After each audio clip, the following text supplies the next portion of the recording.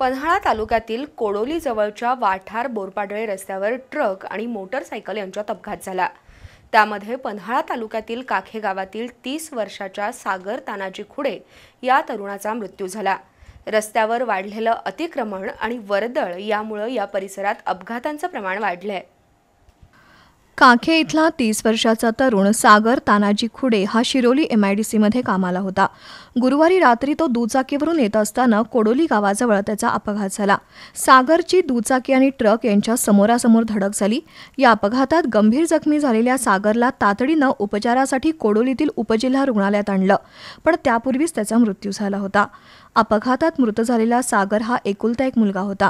त्याच्या आईचं यापूर्वीच निधन झालं असून 2 बहिणी विवाहित आहेत।